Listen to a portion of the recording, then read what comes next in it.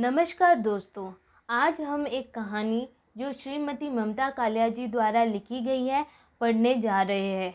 यह कहानी हरिद्वार के परिवेश को केंद्र में रखकर युवा मन की संवेदना, भावना और विचार जगत की उथल पुथल को आकर्षक भाषा शैली में प्रस्तुत करती है। यह कहानी युवा हृदय में पहली आकस्मिक मुलाकात की हलचल, कल्पना और रोमानियत का उदाहरण है। कहानी का नाम है दूसरा देवदास। शुरू करते हैं। हर की पौड़ी पर सांझ कुछ अलग रंग में उतरती है। दिया बाती का समय या कह लो आरती की बेला। 5 बजे जो फूलों के दोने 1-1 रुपए में बिक रहे थे, इस वक्त 2-2 के हो गए हैं। भक्तों को इससे कोई शिकायत नहीं है। इतनी बड़ी बड़ी मनोकामना लेकर आए हुए हैं, 1-2 रुपए का मुंह थोड़े ही देखना है। गंगा सभा के स्वयं सेवक खाकी वर्दी में मुस्तैदी से घूम रहे हैं। वे सबको सीढ़ियों पर बैठने की प्रार्थना कर रहे हैं। शांत होकर बैठिए, आरती शुरू होने वाली है। कुछ भक्तों ने स्पेशल आरती बोल रखी है। स्पेशल आरती यानी 101 या 151 रुपए वाली आरती। गंगा तट पर हर छोटे बड़े मंदिर पर लिखा है गंगा जी का प्राचीन मंदिर। पंडितगण आरती के इंतजाम में व्यस्त है। पीतल की नीलांजलि में सहस्त्र बातियां घी में भिगोकर रखी हुई है। सबने देसी घी के डिब्बे अपनी ईमानदारी के प्रतीक स्वरूप सजा रखे हैं। गंगा की मूर्ति के साथ साथ चामुंडा, बालकृष्ण, राधा कृष्ण, हनुमान जी, सीताराम की मूर्तियों की श्रृंगारपूर्ण स्थापना है। जो भी आपका आराध्य हो, चुन ले। आरती से पहले स्नान, हर हर बहता गंगा जल, निर्मल, नीलाम और निष्पाप। औरतें डुबकी लगा रही है। बस उन्होंने तट पर लगे कुंडों से बंधी जंजीरें पकड़ रखी है। पास ही कोई न कोई पंडा जजमानों के कपड़ों लातों की सुरक्षा कर रहा है। हर एक के पास चंदन और सिंदूर की कटोरी है। मर्दों के माथे पर चंदन तिलक और औरतों के माथे पर सिंदूर का टीका लगा देते हैं पंडे। कहीं कोई दादी बाबा पहला पोता होने की खुशी में आरती करवा रहे हैं, कहीं कोई नई बहू आने की खुशी में। अभी पूरा अंधेरा नहीं घिरा है, गोधूली बेला है। यकायक शस्त्र दीप जल उठते हैं। पंडित अपने आसन से उठ खड़े होते हैं। हाथ में अंगोछा लपेट के पंचमंजिली नीलांजलि पकड़ते हैं और शुरू हो जाती है आरती। पहले पुजारियों के भराए गले से संवेद स्वर उठता है। जय गंगा माता, जो कोई तुझको ध्याता, सारे सुख पाता। जय गंगा माता। घंटे घड़ियाल बजते हैं। मनोतियों के दिए लिए हुए फूलों की छोटी छोटी किश्तियाँ गंगा की लहरों पर इटलाती हुई आगे बढ़ती है। गोताखोर दोने पकड़ उनमें रखा चढ़ावे का पैसा उठाकर मुंह में दबा लेते हैं। एक औरत ने 21 दोने तैराए हैं। गंगा पुत्र जैसे ही एक दोने से पैसा उठाता, औरत अगला दोना सरका देती। गंगा पुत्र उस पर लपकता है कि पहले दोने की दीपक से उसके लंगोट में आग की लपट लग जाती है। पास खड़े लोग हंसने लगते हैं, पर गंगा पुत्र हतप्रभ नहीं होता। वह झट गंगा जी में बैठ जाता है। गंगा मैया ही उसकी जीविका और जीवन है। इसके रहते वह बीच चक्कर मुंह भर भर कर रोजगारी बटोरता है। उसकी बीवी और बहन कुशा घाट पर रोजगारी बेचकर नोट कमाती है। 1 रुपए के 85 पैसे, कभी कभी 80 भी देती हैं, जैसा दिन हो। पुजारियों का स्वर थकने लगता है तो लता मंगेशकर की सुरीली आवाज़ लाउड स्पीकरों के साथ सहयोग करने लगती है और आरती में यकाएक एक निष्कन सौंदर्य की रचना हो जाती है। ओम जय जगदीश हरे से हर की पौड़ी गुंजयमान हो जाती है। औरतें ज़्यादातर नहाकर वस्त्र नहीं बदलती है, गीले कपड़े में ही खड़ी खड़ी आरती में शामिल हो जाती है। पीतल की पंचमंजिली नीलांजलि गर्म हो उठी है। पुजारी नीलांजलि को गंगा जल से स्पर्श कर हाथों में लिपटे अंगोछे को नामालूम ढंग से गीला कर लेते हैं। दूसरे यह दृश्य देखने पर मालूम होता है कि वे गंगा अपना संबोधन गंगा जी के गर्भ तक पहुंचा रहे हैं। पानी पर सहस्त्र बाती वाले दीपकों की प्रतिछवियां झिलमिला रही है। पूरे वातावरण में अगरू चंदन की दिव्य सुगंध है। आरती के बाद बारी है संकल्प और मंत्रोच्चार की। भक्त आरती लेते हैं, चढ़ावा चढ़ाते हैं। स्पेशल भक्तों से पुजारी ब्राह्मण भोज, दान, मिष्ठान की धनराशि कबुलवाते हैं। आरती के क्षण इतने भव्य और दिव्य रहे हैं कि भक्त हिचकते नहीं करते, खुशी खुशी दक्षिणा देते हैं। पंडित जी प्रसन्न होकर भगवान के गले से माला उतार उतार कर यजमानों के गले में डालते हैं, फिर जी खोल के देते हैं प्रसाद। इतना कि अपना हिस्सा खाकर भी ढेर सा बचा रहता है। बांटने के लिए मुरमुरे, इलायची दाना, केला और पुष्प खर्च हुआ, पर भक्तों के चेहरे पर कोई मलाल नहीं। कई खर्च सुखदायी होते हैं। कुछ पंडे अभी भी अपने तख्त पर जमे हैं। देर से आने वाले भक्तों का स्नान ध्यान अभी जारी है। आरती के दोने फिर से एक एक रुपए में बिकने लगे। गंगा जल आकाश के साथ रंग बदल रहा है। संभव काफ़ी देर से नहा रहा था। जब घाट पर आया तो मंगल पांडे बोले, काहो जजमान, बड़ी देर लगाए दी, हम तो डर ही गए थे। संभव हंसा। उसके एक सार खूबसूरत दांत सांवले चेहरे पर फब उठे। उसने लापरवाही से कपड़े पहने और जंघिया निचोड़कर थैले में डाला। जब वह कुर्ते से पोंछकर चश्मा लगा रहा था, पंडे ने उसके माथे पर चंदन तिलक लगाने को हाथ बढ़ाया। उफ़, उसने चेहरा हटा लिया तो मंगल पांडे ने कहा, चंदन तिलक के बगैर स्नान अधूरा होता है बेटा। संभव ने चुपचाप तिलक लगवा लिया। वह वापस सीढ़ियाँ चढ़ ही रहा था कि पौड़ी पर बने एक छोटे से मंदिर से के पुजारी ने आवाज़ लगाई, अरे दर्शन तो करते जाओ। संभव ठिठक गया। उसकी इन चीज़ों में नियमित आस्था तो नहीं थी, पर नानी ने कहा था मंदिर में 20 आने चढ़ा कर आना। संभव ने कुर्ते की जेब में हाथ डाला। 1 रुपए का नोट तो मिल गया, पर चवन्नी के लिए उसे कुछ प्रयत्न करना पड़ा। चवन्नी जेब में नहीं थी। संभव ने थैला खगोरा। पुजारी ने उसकी परेशानी ताड़ ली। इधर आओ, हम दे रोजगारी। संभव ने झेपते हुए 1 का नोट जेब में रखकर 2 का नोट निकाला। पुजारी ने चरणामृत दिया और लाल रंग का कलावा बांधने के लिए हाथ बढ़ाया। संभव का ध्यान कलावे की तरफ नहीं था, वह गंगा जी की छटा निहार रहा था। तभी एक और दुबली नाजुक सी कलाई पुजारी की तरफ बढ़ आई। पुजारी ने उस पर कलावा बांध दिया। उस हाथ ने थाली में 5.25 रुपए रखे।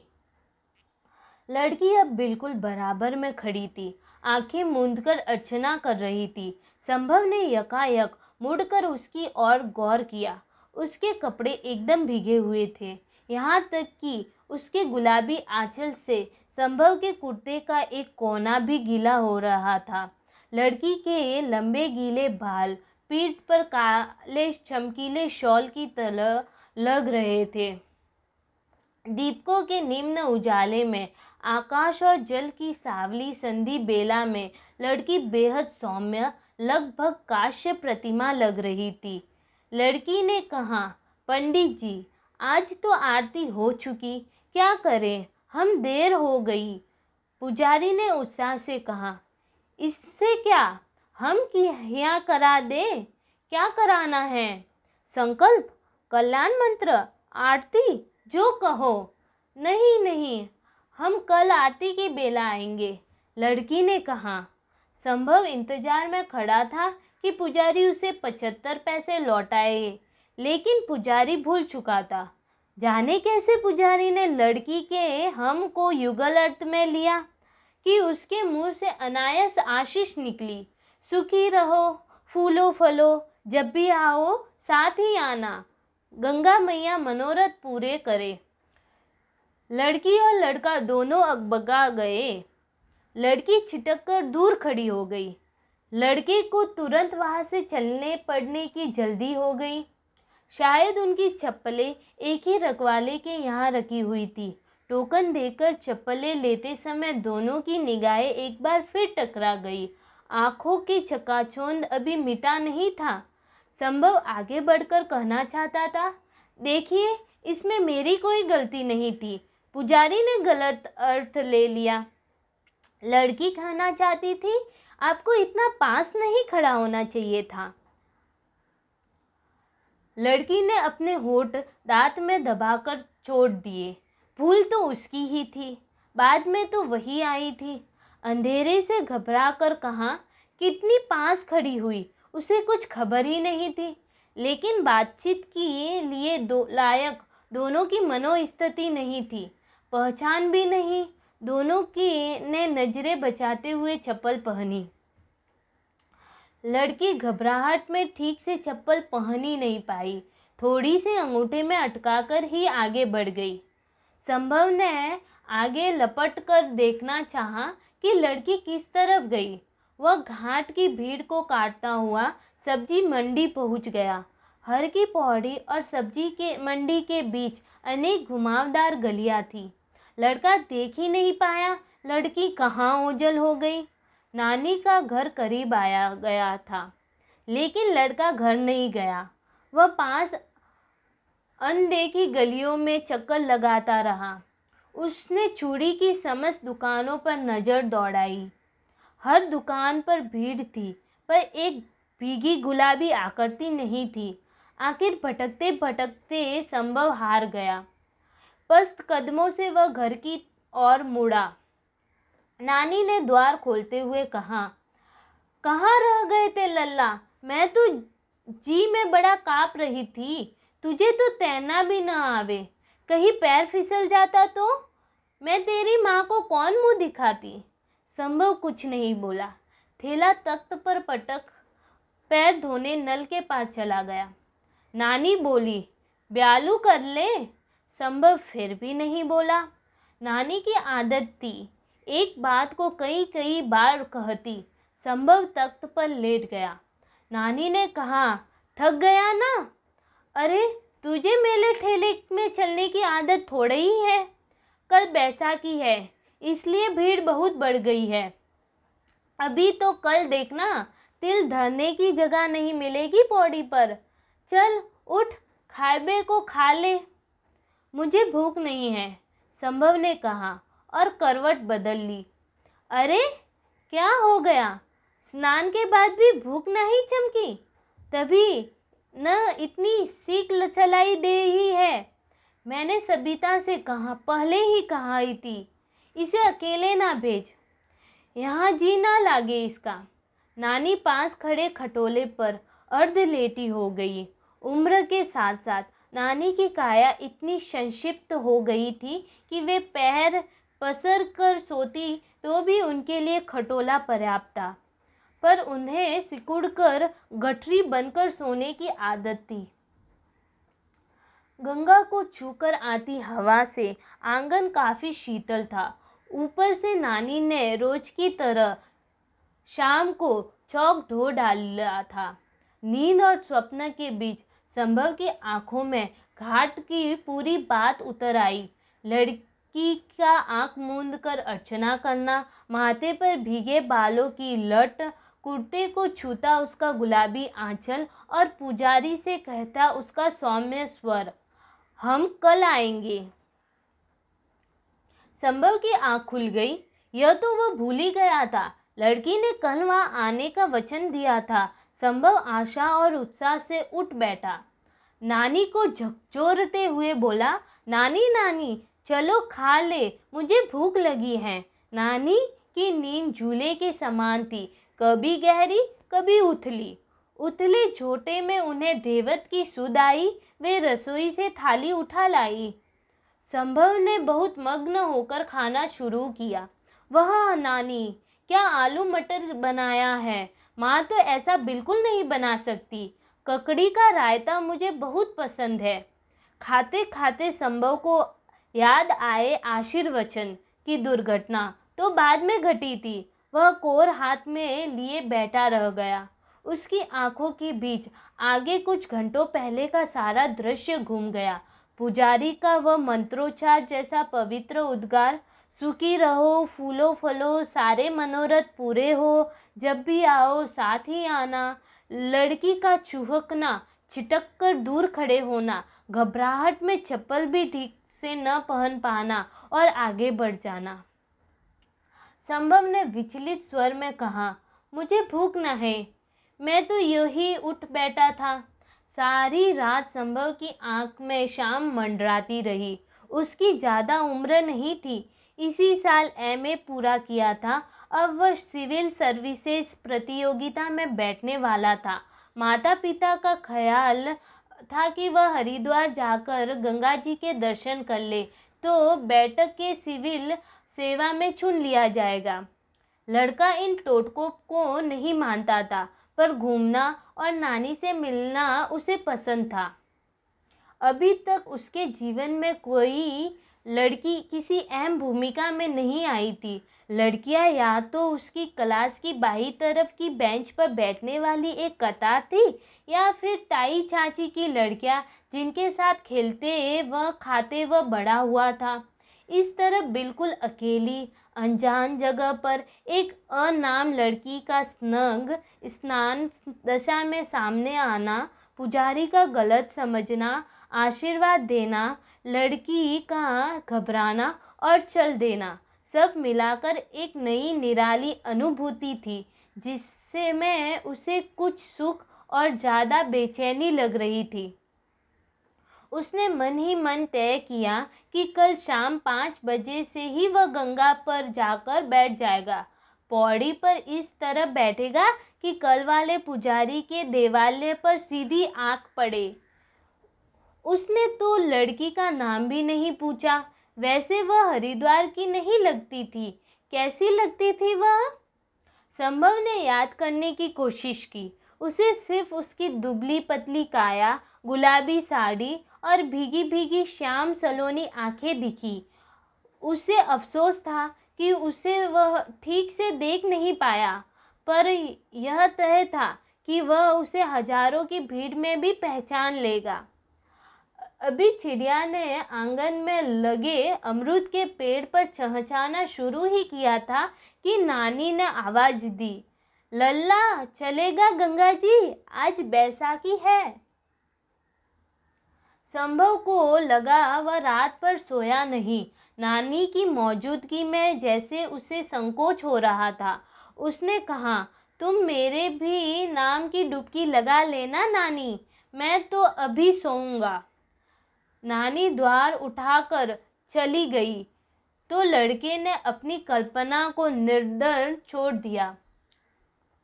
आज जब वह सलोनी उसे दिखेगी तो वह उसके पास जाकर कहेगा, पुजारी जी की नादानी का मुझे बेहद अफसोस है। यकीन मानिए पंडित जी मेरे लिए भी उतने ही अनजान हैं जितने आपके लिए। लड़की कहेगी, कोई बात नहीं। वह पूछेगा, आप दिल्ली से आई हैं? लड़की कहेगी, नहीं, हम तो के हैं। बस उसके हाथ पते की बात लग जाएगी। अगर उसने रूप दिखाया तो वह कहेगा, मेरा नाम संभव है, और आपका? वह क्या कहेगी? उसका नाम क्या होगा?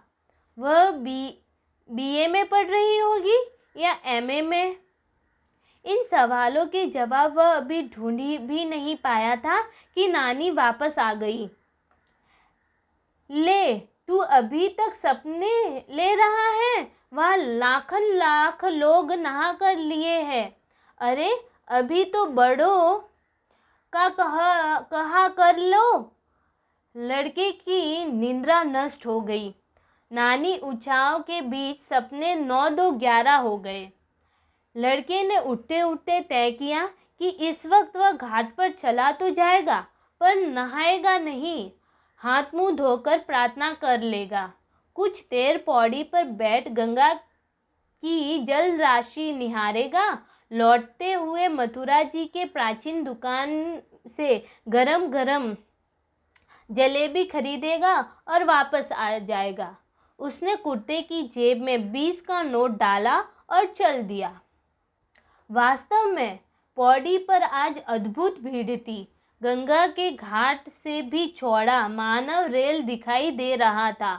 भोर की आरती हो चुकी थी, लेकिन भजन जोर शोर से चले जा रहे थे। नारियल, फूल और प्रसाद की घनघोर बिक्री थी। भीड़ लड़के के ने दिल्ली में भी देखी थी, बल्कि रोज देखता था। दफ्तर जाती भीड़, खरीद फरोख्त करती भीड़, तमाशा देखती भीड़, सड़क क्रॉस करती भीड़। लेकिन इस भीड़ का अंदाज़ा निराला था। इस भीड़ में एक सूत्रता थी। न यह जाति का महत्व था, न भाषा का महत्व उद्देश्य का था। और वहाँ सबका सम्मान था। जीवन के प्रति कल्याण की कामना। इस भीड़ में दौड़ नहीं थी, अतिक्रमण नहीं था। और भी अनोखी बात यह थी कि कोई भी स्नानार्थी, किसी सैलानी आनंद में डुबकी नहीं लगा रहा था, बल्कि स्नान से ज़्यादा समय ध्यान में ले रहा था। दूर जलधारा के बीच एक आदमी सूर्य की ओर उन्मुख हाथ जोड़े खड़ा था। उसके चेहरे पर इतना विभोर, विनीत भाव था, मानो उसने अपना सारा अहम त्याग दिया हो। उसके अंदर स्व से जनित कोई कुंठा शेष नहीं है। वह शुद्ध रूप से चेतना स्वरूप आत्मा राम और निर्मलानंद है। एक छोटे लड़के ने लगभग हंसते हुए उसका ध्यान भंग किया। भैया, आप नहीं नहाएंगे? संभव ने गौर किया। जाने कब पौड़ी पर उसके नज़दीक यह बच्चा आ बैठा था। उसका बाल चंदन चर्चित था, चेहरे पर चमकीली ताजगी थी। अकेले हो? नहीं, बुआ साथ है। कहाँ से आए हो? रोहतक। अब वापस जाओगे? नहीं, बच्चे ने चमकीली आंखों से बताया। अभी तो मनसा देवी जाना है। वहाँ उधर। बच्चा सामने की पहाड़ी पर बना एक मंदिर इंगित से दिखलाने लगा। यह स्थल संभव को पहले दिन से ही अपनी ओर खींच रहा था, लेकिन नानी ने उसे बरज दिया था। ना लल्ला, मनसा देवी जाना है तो क्या वहाँ झूला गाड़ी में तो बिठी हो ना? रस्सी से चलती है, क्या पता कब टूट जाए। एक बार टूटी थी, हजारों मर गए थे। जाना तो चढ़कर उसका महत्व अलग है। संभव बहुत शारीरिक मेहनत में यकीन नहीं करता था। बरसों से कुर्सी पर बैठ पढ़ते पढ़ते उसकी सक्रियता के नाम पर हमेशा किसी दिमागी हरकत का ही ध्यान आता था। उसे यहाँ सुबह सुबह नानी का झाड़ू लगाना, चक्की चलाना, पानी भरना, रात के मांजे बर्तन फिर से धो धोकर लगाना सब कष्ट दे रहा था। वह ऐतराज नहीं कर रहा था, तो सिर्फ इसलिए कि महज 4 दिन रुककर वह नानी की दिनचर्या में हस्तक्षेप करने का अधिकारी नहीं बन सकता। संभव ने बच्चे से कहा, अगर गिर गए तो? बच्चा हंसा। इतने बड़े होकर डरते हो भैया? गिरेंगे कैसे? इतने लोग जो चढ़ रहे हैं। शहर के इतिहास के साथ साथ संभव उसका भूगोल भी आत्मसात करना चाहता था। इसलिए थोड़ी देर बाद अटकता भटकता उस जगह पहुंच गया जहां से रोपवे शुरू होती है। रोपवे के नाम में कोई धर्माडंबर नहीं था। उषा बेकरी सर्विस की खिड़की आगे लंबा क्यू था। वहीं मनसा देवी पर चढ़ने वाली सुनहरी और प्रसाद की थैली बिक रही थी, 5, 7 और 11 रुपए की। कई बच्चे बिंदी पाउडर और उसके सांचे बेच रहे थे 3-3 रुपए में। उन्होंने अपने हथेली पर कलात्मक बिंदियाँ बना रखी थी, नमूने के खातिर। उससे पहले संभव ने कभी बिंदी जैसे श्रृंगार प्रसाधन पर ध्यान नहीं दिया था।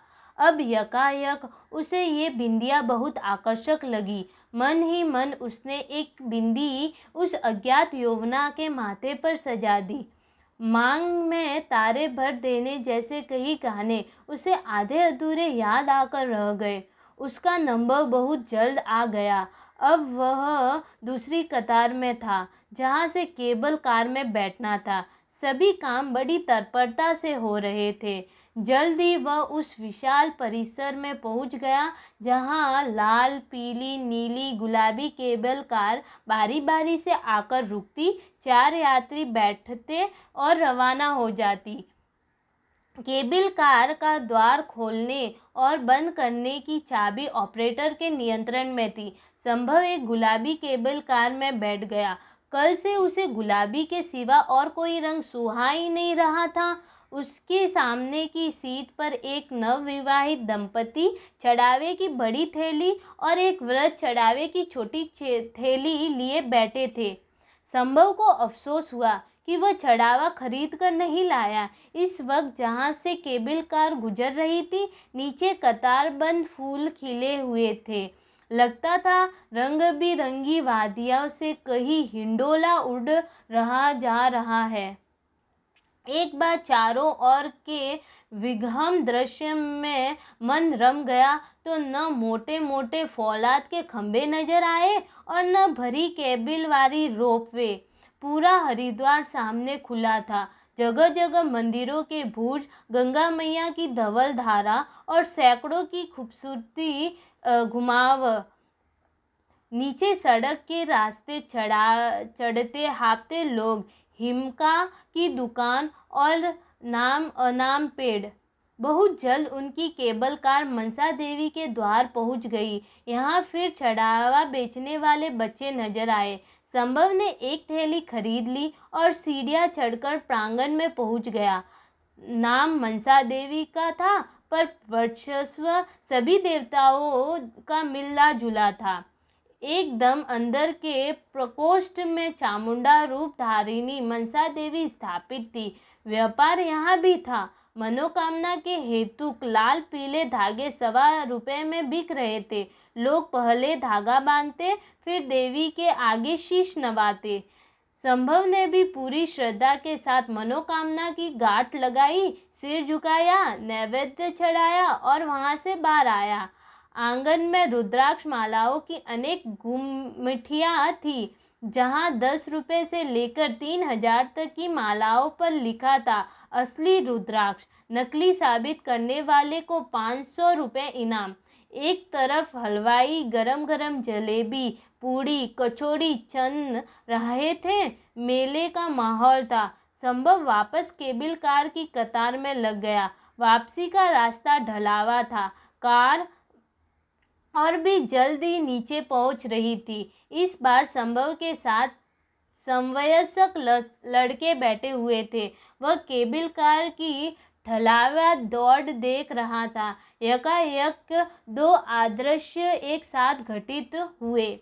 वह बच्चा जो पौड़ी पर उसके करीब आकर बैठ गया था, दूसरी पीली केबल कार में नजर आ गया। बच्चे की लाल कमीज उसे अच्छी तरह याद थी। हालांकि इतनी दूर से उसका चेहरा स्पष्ट नजर नहीं आ रहा था और बच्चे से सटी हुई एक दुबली पतली श्याम सलोनी आकृति बैठी थी। वह थी वह लड़की जो कल शाम को झुटपुट में हर की पौड़ी पर उससे टकराई थी। संभव बेहद बेचैन हो गया। वह दाएं बाएं झुककर सिहरने की कोशिश करने लगा। उसका मन हुआ पंछी की तरह उड़कर पीली केबल कार में पहुंच जाए। बहुत जल्द केबल कार वापस नीचे पहुंच गई। संभव ने आगे आगे जाते बच्चे को लपेटकर कंधे से थाम लिया और बोला, कहो दोस्त। बच्चे ने अचकचाकर उसकी ओर देखा। अरे भैया, रुक कर बोला। हमने सोचा जब हमारा दोस्त नहीं डरता तो जाए एक ट्रिप। तभी आगे से एक महीन सी आवाज ने कहा, मन्नू घर नहीं चलना। बालक मन्नू ने कहा, अभी आया बुआ। संभव ने अस्फुट स्वर में पूछा, ये तुम्हारी बुआ है? और क्या? मन्नू ने सचर्य जवाब दिया, हमें नहीं मिलाओगे, हम तो तुम्हारे दोस्त हैं। मन्नू वाकई उसका हाथ खींचता हुआ चल दिया। भुआ भुआ, इनसे मिलिए, ये है हमारे नए दोस्त। उसने प्रश्नवाचक नज़रों से संभव को देखा। अपना नाम खुद बताइए।